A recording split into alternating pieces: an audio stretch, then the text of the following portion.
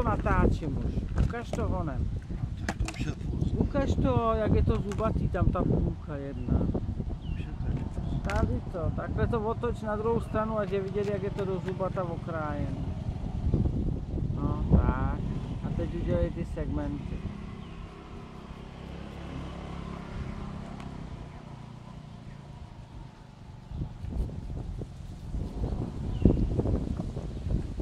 Děláš nějaký velký kusy, ne? Já tak dělám vždycky. Pak radši až před tím vždycky rozříznu. Hotovo? Hotovo, odcházíš?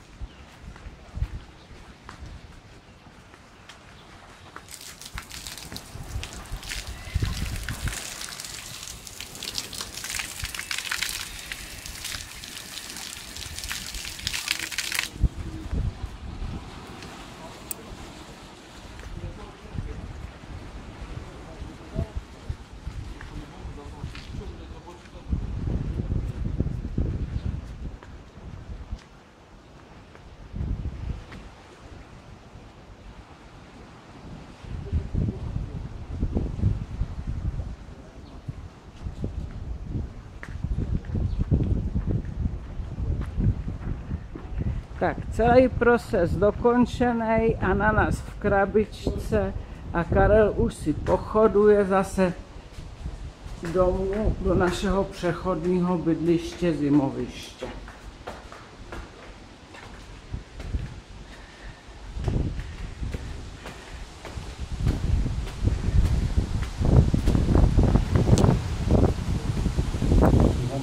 A já mám klíče, takže se nemůže dostat domů, ani kdybych chtěl.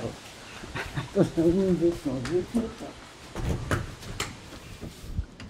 A už jsme zase doma. Už jsme zase doma.